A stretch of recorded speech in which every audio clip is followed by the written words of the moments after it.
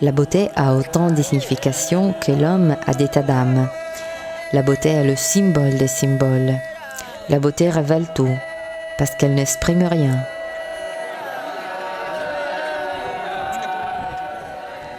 Dédiée au culte de la beauté, c'est la fête traditionnelle par excellence de tout un peuple. Les gens sont ceux des bergers Bororo et la fête est celle Guérévol qui a lieu une fois par an, rigoureusement à la fin de la saison des pluies dans la région de Ingal dans le nord du Niger. Il s'agit d'un événement très important pour la vie des Bororo. Pendant la saison sèche, ce peuple doit en effet se déplacer constamment à la recherche de nourriture et d'eau pour le bétail. À cause de ça, les familles nombreuses sont obligées de se diviser pendant une longue période. La Guérévol donc représente aussi l'occasion de se rencontrer après un long moment et partager les nouvelles de la saison passée.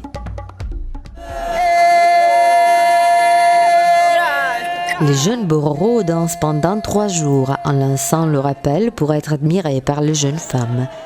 La plus ancienne femme de la tribu bascule entre eux et les examine avec soin, leur donne des conseils, mais aussi les élimine grâce à une simple touche.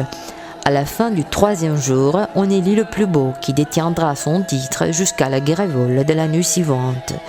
Dans le passé, le vainqueur recevait compris plusieurs têtes de bétail, mais aujourd'hui seulement le respect de toute la tribu. La beauté des Bororo s'exprime à travers l'allure, l'extrême maigreur, mais surtout à travers la blancheur des dents et des yeux qui sont bien exposés grâce à des mouvements spécifiques lors de l'exhibition.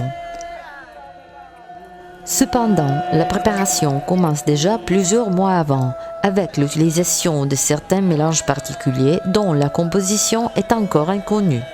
Ces crèmes sont appliquées chaque soir sur tout le corps, soit pour éclaircir la peau, soit pour blanchir les dents.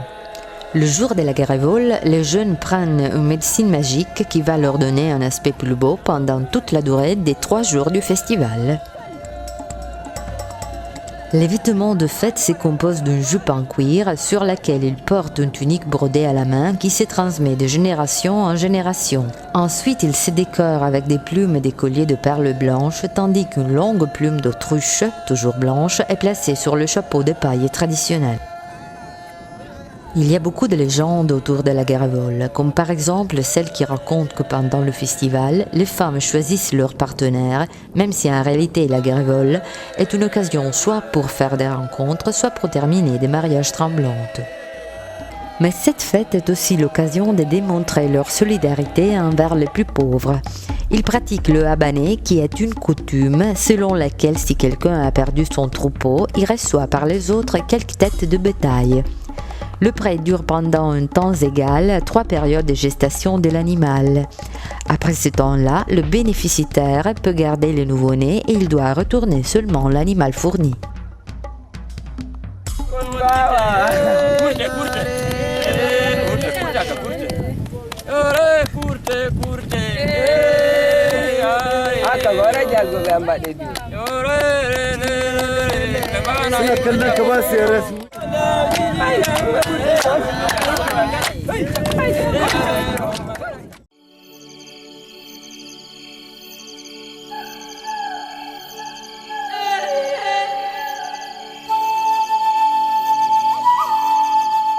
Les Bororo, autrefois connus pour leur troupeau des zébus, les célèbres vaches brunes avec des grandes cornes, sont désormais partagés entre le désir de poursuivre leur tradition d'éleveurs nomades et celui d'améliorer leurs conditions de vie en migrant vers les villes. Malgré que l'élevage représente un pourcentage important du PIB du Niger, le pays manque d'infrastructures et les bergers sont contraints de se déplacer constamment à la recherche d'eau et de pâturage pour les animaux. L'eau du puits des villages est payante et il y a très peu de centres de vaccination du bétail. Les gouvernements qui se sont succédés ont toujours essayé de rendre ce peuple sédentaire en construisant des villages qui s'adaptent mal à leurs besoins. Aujourd'hui, ces villages sont utilisés comme base et les pasteurs continuent à se déplacer. Ils se déplacent en petits groupes familiaux. Ils portent avec eux des rideaux aux zéribes, quelques tapis, un grand lit en bois qui est monté sur la place du camp et des calebasses décorées par les femmes, cadeaux de mariage de la part de leur mère. Comme les enfants se déplacent avec leur famille, leur taux d'analphabétisme est supérieur à 80%.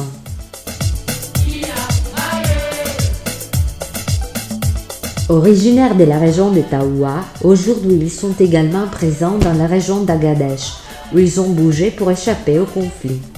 En fait, ils aiment se définir comme les gens qui aiment la paix et ils ont de bonnes relations avec tous les groupes ethniques de la région. Nous avons recueilli le témoignage de la communauté de jeunes Bororo de Chirozérine à travers les paroles d'Abdourahman, le représentant du chef du village. Je m'appelle Abdourahman Cholet Tarimama et je suis le représentant du chef de la tribu de Bororo de Chirozérine. Nos gens une fois s'occupaient exclusivement de l'élevage. Maintenant, nous sommes en train de nous intégrer dans la civilisation moderne afin d'améliorer la qualité de notre vie en gardant nos traditions de bergers nomades. Dans la ville de Chiro, nous sommes de plus en plus nombreux. Nous avons un quartier et une école. Avec votre aide, nous pourrons soutenir nos jeunes et résoudre nos difficultés liées à l'élevage avec des solutions adéquates et concrètes, telles que par exemple la disponibilité de l'eau, les centres de vaccination et les microcrédits pour acheter du bétail. On a dit tant de mots, mais malheureusement rien de concret n'a été fait jusqu'à présent. Avec votre soutien, nous souhaitons développer notre peuple et notre pays, et enfin de continuer à vivre en paix selon notre nature. Merci.